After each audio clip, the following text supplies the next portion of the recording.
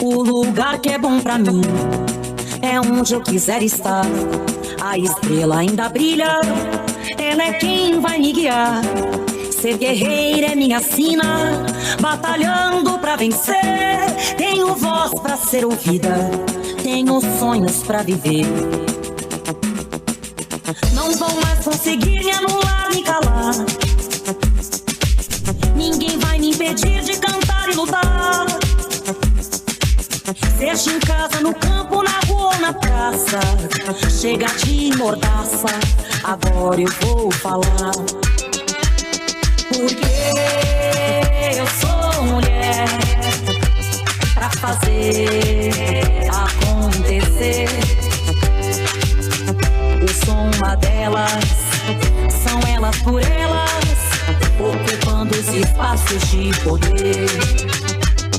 Porque eu sou mulher pra fazer acontecer. Eu sou uma delas, são elas por elas, ocupando os espaços de poder.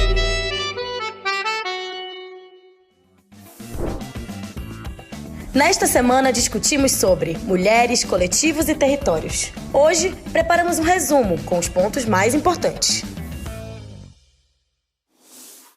Então, o maracatu ele vai ensinando sobre isso, sobre o modo de pensar a comunidade, viver em comunidade. Então, apesar de não estarmos no contexto que emerge, né, que a semente, que a raiz do maracatu, ela ganha força, as suas sementes, elas dão frutos e fazem nascer outras experiências de maracatu, que a gente vai distinguindo também na perspectiva de que o maracatu é uma cultura que é expressão de terreiro. Então, o maracatu nação, ele é parte dessa tecnologia ancestral, e ao caminhar para outros lugares, não necessariamente essas pessoas têm esse fundamento que os mais velhos das nações vão ter para lidar com o maracatu. Mas o aspecto da cosmovisão, da cosmopercepção dessa cultura, ela caminha a ponto, né, de gerar reflexões também da necessidade constante de a gente entender que o terreiro,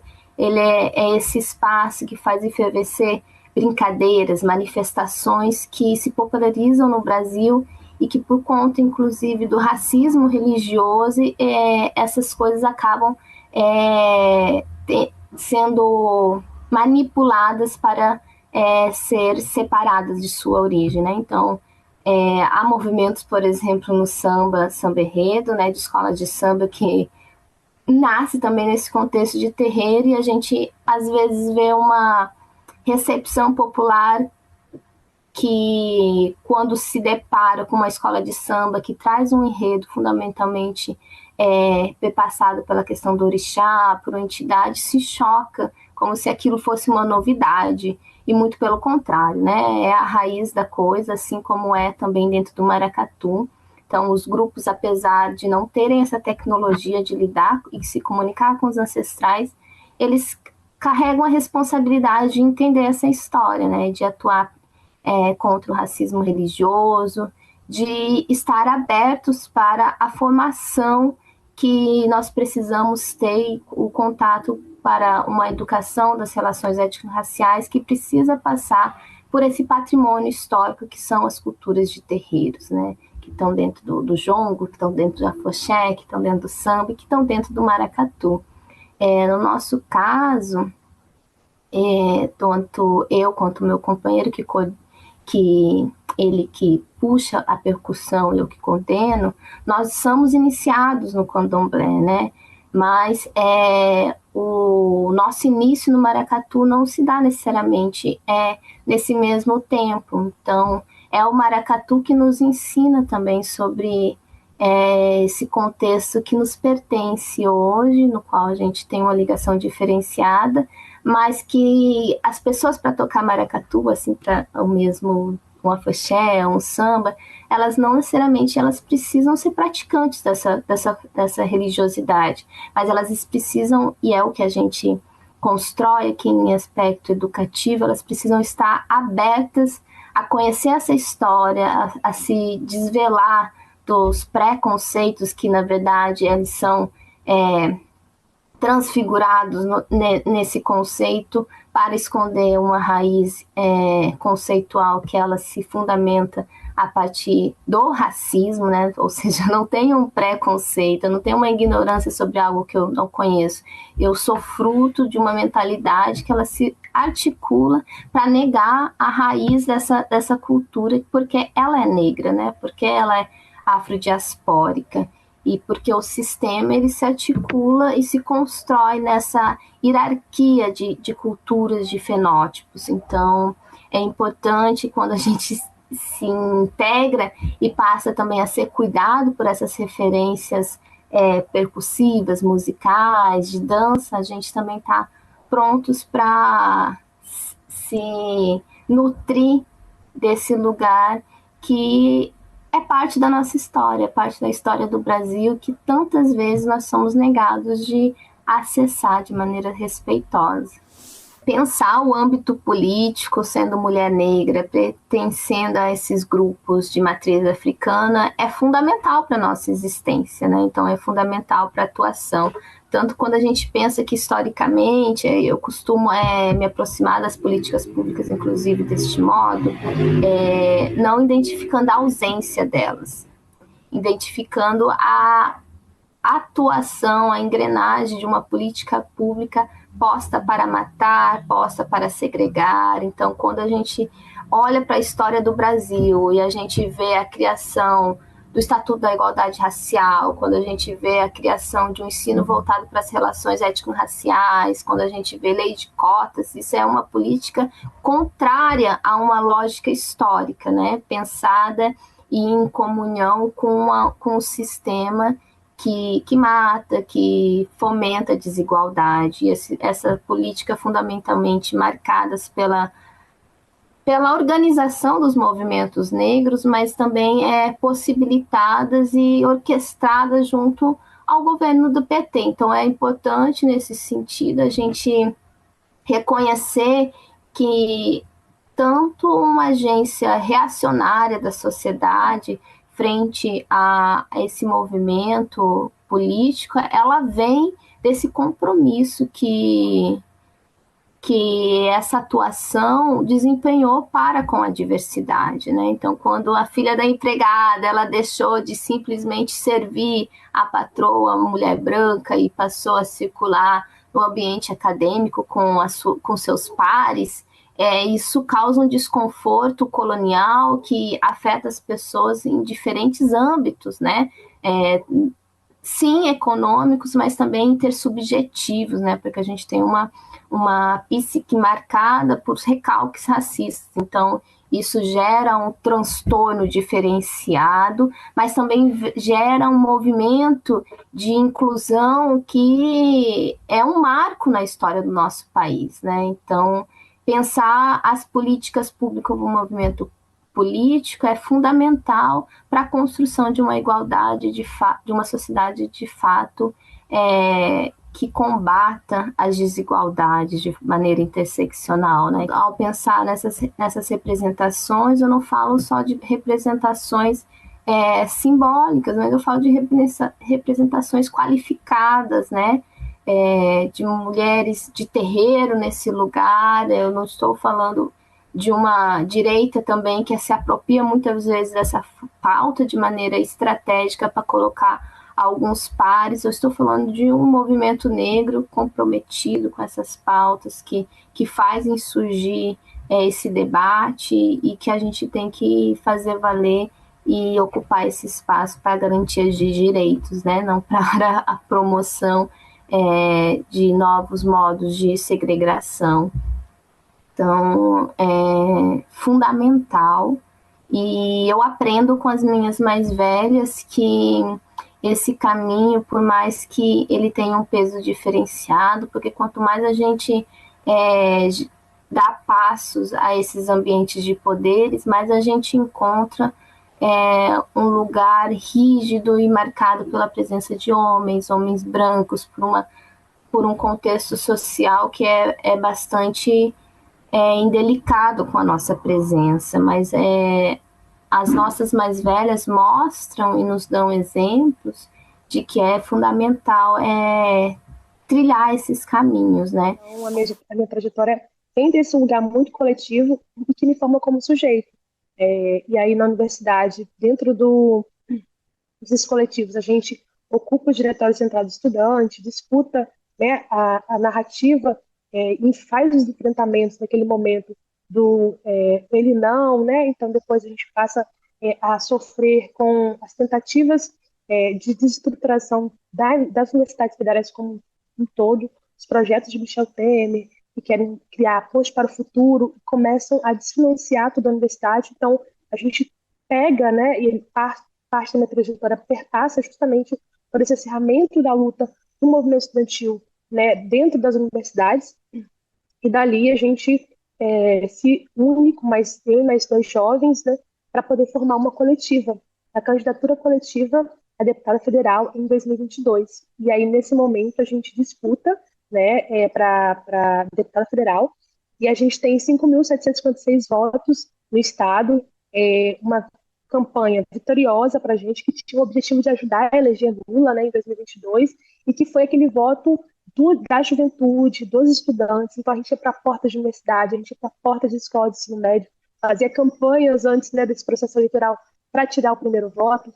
Então, a partir daquele momento, a gente começa também a organizar pós-campanha período eleitoral, né, com a retomada do governo Lula.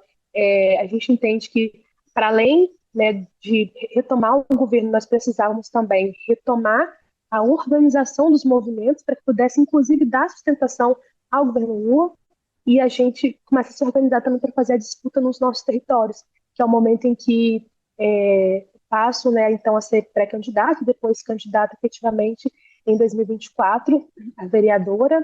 O Ivo também, né, que é o jovem que também estava comigo na candidatura coletiva, foi candidato na Serra, que é uma outra cidade do Espírito Santo, foi muito bem votado, e em Cariacica eu me elejo, né, como a primeira mulher vereadora do PT em Cariacica. Então a gente vem de uma cidade que já teve governo petista, né, com o atual deputado Helder Salomão, que foi prefeito de Cariacica. A gente já teve mais de 4 vereadores ao mesmo tempo do PT, mas nós nunca tínhamos elegido uma mulher vereadora. Então, sou a primeira mulher vereadora do PT de Cariacica, e estamos aí na luta, né? E essa é um pouco da minha trajetória até esse momento atual. E como é que eu garanto que as mulheres possam exercer seus mandatos de forma segura dentro desses espaços? É um papel da Procuradoria. Mas todas as que a gente propôs, inclusive após essa reunião, ela pensava também para além, né? Pensava ainda o conjunto das mulheres, né, e das políticas públicas na cidade. Então, hoje eu sou presidenta da Comissão de Mulheres de vereadoras e vereadoras lá da Câmara, e aí nós propusemos, inclusive, para também debater a Procuradoria, uma audiência pública em 13 de maio, e que tem dado frutos até hoje.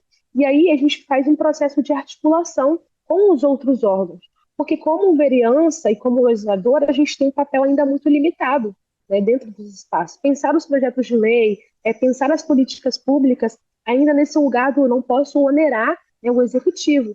Então, ele é um papel que fica muito limitado. E aí a gente entendeu que era preciso, então, convidar os demais órgãos, Ministério Público, Defensoria Pública, Tribunal de Contas, para que pudesse efetivamente estar conjuntamente pensando quais são as políticas públicas existentes, aquelas que não existem e aquelas que precisam urgentemente serem criadas.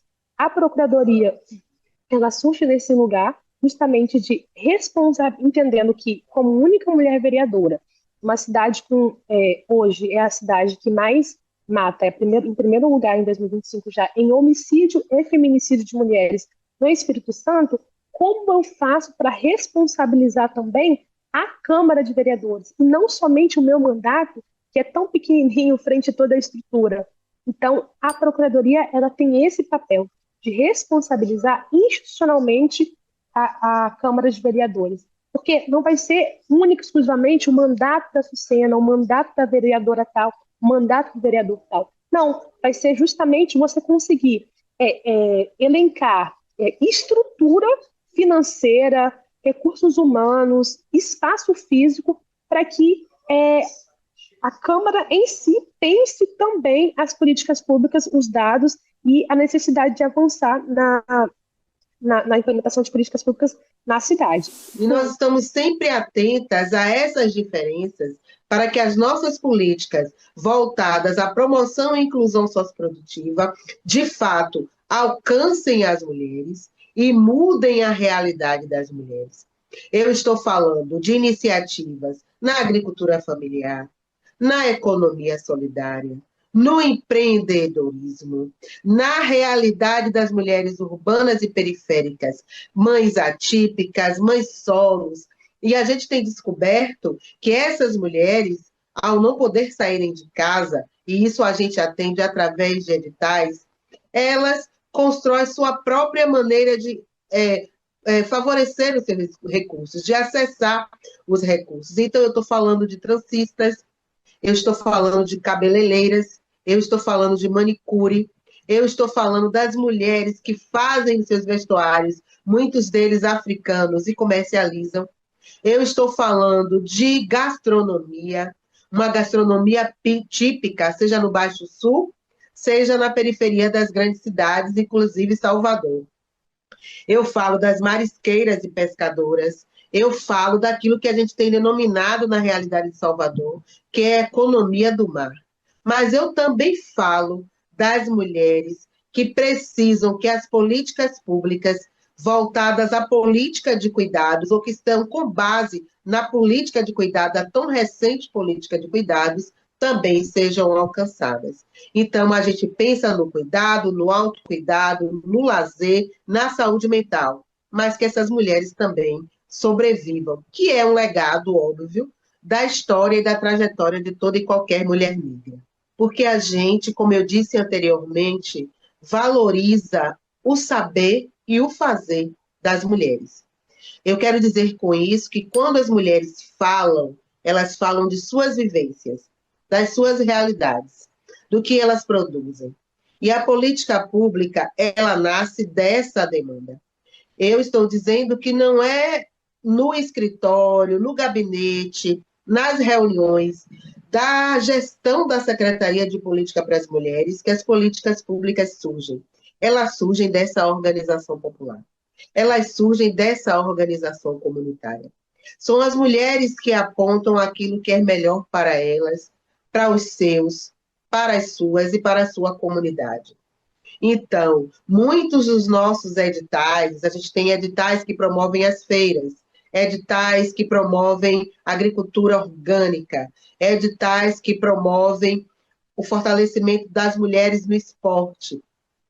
Essas demandas, elas são acolhidas na secretaria, tem um aporte de recurso colocado na relação com outros parceiros, ou seja, complementando o orçamento da SPM, naquilo que a gente tem denominado de orçamento sensível a gênero e raça, para que essas demandas que nascem no seio das comunidades sejam atendidas. É óbvio que a gente não tem um lastro orçamentário que responda a todas essas demandas, porque nós estamos falando de mais de 52% da população baiana, mas a gente está sempre dando preferência à realidade da qual as mulheres estão inseridas e quais são as principais políticas que elas estão demandando. Nesse sentido, é importante a gente evidenciar que nós temos, no momento, mais de 84 parcerias com organizações da sociedade civil. São organizações do campo, são organizações da floresta, são organizações do urbano, das cidades. Essas organizações, muitas vezes, acessam aquilo que a SPM está dizendo que vai patrocinar, mas também temos editais que são chamados de fomento, aonde a organização diz no que quer gastar o seu recurso no território, na comunidade, com a comunidade. O exemplo disso é o edital Elas à Frente dos Quilombos, com a Secretaria de Promoção da Igualdade, e o Elas à Frente Cooperativismo e Empreendedorismo das Mulheres Indígenas. São 2 exemplos de editais construídos com o público-alvo. Mais recentemente, organizamos o Mãe Monoparentais, que é para mães solos, alcançamos também mães atípicas, e agora nós vamos lançar esse edital já conversando com quem foi beneficiária, para qualificar aquilo que a gente fez no primeiro momento. E a nossa qualificação, nós acreditamos, como promoção e inclusão socioprodutiva, que ela só acontece nessa escuta, nessas rodas de conversa, no que as mulheres estão pensando, e elas próprias, depois de se apropriar dessa realidade, são multiplicadoras da proposta, e também, como você me perguntou anteriormente, a possibilidade de se organizarem, de promoverem suas ações, de autossustentação daquilo que elas estão apresentando ao Estado enquanto política pública. Eu diria que vale a pena nós fazermos um exercício agora, né? Sabemos que nós temos alguns séculos de escravidão. Poderíamos dizer que foram 3 ou 4 séculos de escravidão para 1 ou 1,5 daquilo que a gente chama de processo não escravocrata. Essa realidade persiste na vida das mulheres e mulheres negras até o momento atual, sobretudo das mulheres negras. Então, quando a gente fala das mudanças, a gente não pode abandonar esse contexto histórico, porque ele ainda persiste na realidade das mulheres. É como eu lhe diria, não adianta a gente só acessar a escola, a universidade, a liderança em cargos maiores no local de trabalho, se aquilo que a gente chama de racismo, que se mantém, ainda nos afasta de lugares de decisão, dos espaços de decisão e de poder. Por que eu faço esse recorte para tratar sobre as mudanças? Porque a gente ainda identifica, isso enquanto política pública, que alguns índices, alguns indicadores ainda não mudaram na Bahia. E isso a gente atribui a esse legado do processo de escravidão e de uma sociedade que ainda não rompeu com aquilo que se diz onde a mulher negra deve estar. A construção da nucleação, ela é um processo que eu posso dizer que é a nossa construção do PT para o futuro. Precisamos construir agora para que a gente possa pensar o PT nos próximos 45 anos que a gente precisa construir. A nucleação, ela é a retomada do nosso trabalho na construção de base, é a volta do PT para o território, porque é lá no território que as pessoas vivem, é lá no território que a gente identifica as reais necessidades das pessoas, é no território, é na comunidade, é na igreja, é na periferia, que as pessoas vivem, que as pessoas enfrentam as dificuldades do dia a dia. E é no território que a gente tem condições de dialogar com as pessoas, de conversar com as pessoas para que a gente possa, a partir das suas necessidades, das suas lutas diárias, a gente construir processos de formação e processos de informação, que no nosso entendimento é com a formação e com a informação que nós vamos construir um processo de enraizamento do Partido dos Trabalhadores e das Trabalhadoras em todos os lugares desse Brasil. O PT, que governa o Brasil por 5 mandatos, esperamos continuar governando pelo 6º mandato e, quem sabe, na sucessão do presidente Lula. Nós precisamos estar na presidência da República, mas precisamos estar em todos os cantos do Brasil, dialogando com a nossa população, fazendo luta de classe, porque, como disse Chico Mendes, no debate da preservação ambiental, a preservação do meio ambiente sem luta de classe é só jardinagem. E na luta política também é isso. Não tem como garantir melhoria de vida do povo brasileiro sem fazer luta de classe, porque essa é a nossa luta constante do dia a dia, da defesa da participação das mulheres, da juventude, de negros e negras, de LGBTs e todos e todas que queiram construir o Partido dos Trabalhadores, do lugar de onde elas estiverem. Para onde nós estamos, nós precisamos construir essa integração. Nas redes ou nas ruas, nos bairros, nas comunidades ou nos territórios, o PT precisa estar enraizado. Essa compreensão de que as pessoas elas vivem no território. Então a nucleação ela é esse processo de aglutinar as pessoas que lá já estão, que estão defendendo o seu território, que estão defendendo a sua moradia. E na Amazônia isso é muito mais significativo, porque a Amazônia ela tem uma responsabilidade com o mundo. Em contraponto, o mundo até agora não apresentou a sua responsabilidade com a Amazônia. Portanto, eu acho que a COP30 é esse desafio. É o mundo ver as necessidades dos povos que vivem na Amazônia, que preservam o meio ambiente, que lutam para que o mundo continue sobrevivendo, para que a gente possa ter muitas vidas em todo o mundo. E o mundo precisa conhecer essa Amazônia, que mesmo preservando, tem diversas dificuldades. Dificuldade de saneamento, dificuldade de moradia, dificuldade de escoar sua produção. Uma população extremamente pobre numa região extremamente rica. Mas a Amazônia precisa ser compreendida como um espaço que tem gente, como um espaço que tem povos, tem comunidades tradicionais, quilombolas, indígenas, ribeirinhos, agricultores e agricultoras familiares, o agronegócio muito forte, mas tem floresta, mas que embaixo dessa floresta tem gente.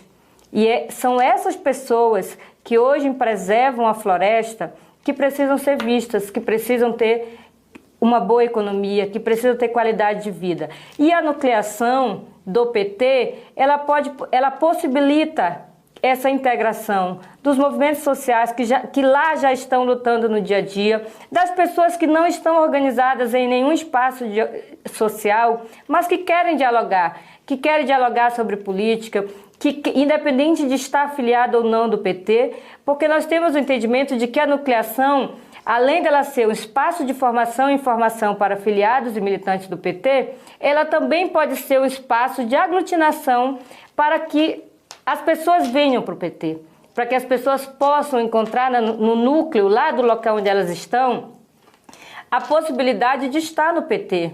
Porque a gente recebe muitas mensagens quando as pessoas veem as atividades do PT, perguntando como é que eu faço para participar de uma atividade do PT.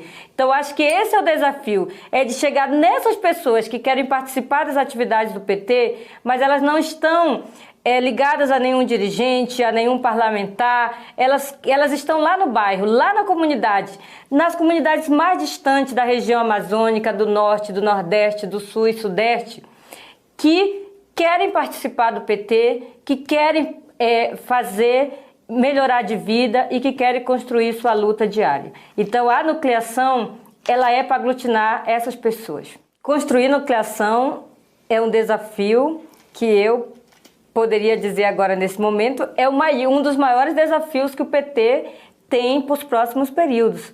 Porque o PT ele foi construído do chão da fábrica, dos movimentos sociais, mas o que nós discutimos de nucleação, de núcleo de base lá na década de 80, de 90, ela não cabe nos dias atuais. Então, esse é o nosso grande desafio. Como construir nucleação, como fazer formação de base, como aglutinar as pessoas nos dias atuais.